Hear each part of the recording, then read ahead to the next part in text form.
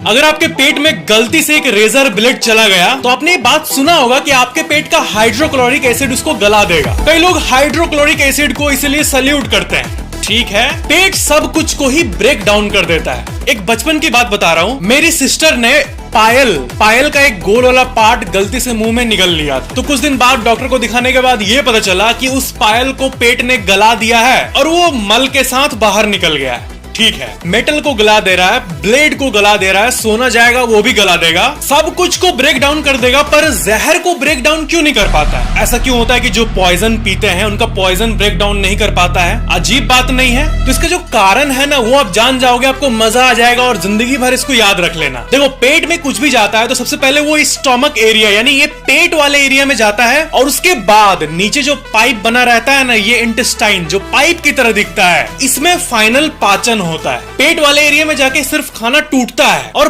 पचता है इंटेस्टाइन वाले एरिया में, इस पाइप वाले एरिया में। पर हमारे दुनिया में ऐसी कई चीजें हैं जिसको पचाने के लिए उतना नीचे नहीं जाना पड़ता है। यहां से मुंह में गया, यहां आया, बस यहीं पे वो पच जाता है, ब्लड में मिल जाता है। स्टोमक लाइनिंग, आपका जो स्टोमक का जो बाउंड्री है उस पे कुछ चीजें जब टच करती है तो वो डायरेक्टली ब्लड में घुस जाती है। जैसे अल्कोहल, दारू जब कोई पीता है तो वो पेट में जाके तुरंत कुछ मिनट्स में ही, 20 मिनट में ही नशा इसलिए होने लगता है क्योंकि वो पेट के स्टोमक लाइनिंग में ही एब्जॉर्ब होता है, उसको इंटेस्टाइन तक नहीं जाना पड़ता है बिल्कुल भी। कई दवाइयां भी यहीं पे एब्जॉर्ब हो जाती है। तो जो पॉइजन होता है या कोई भी जहरीली चीज, वो जैसे आपके फूड पाइप से नीचे जाने लगता है, यहीं पे वो एब्जॉर्ब होना शुरू हो जाता है। इसलिए आपका जो सेवियर है हाइड्रोक्लोरिक एसिड, वो नहीं तोड़ पाता है उसको, और वही कोई लोहा जाता है पेट के अंदर तो वो तो पेट के वॉल को ब्रेक नहीं कर पाएगा, उसको तो नीचे ही जाना पड़ेगा। और इसलिए हाइड्रोक्लोरिक एसिड मेटल को पचा देता है। इसलिए ऐसा नहीं कि लोहा का कोई टुकड़ा किसी के अंदर चल गया तो उसका मरना पक्का है, ऐसा नहीं होता है। पेट बचा लेता है अच्छा खासा। लेकिन ये जो गीला गीला चीज होता है, अल्कोहल, पॉइजन,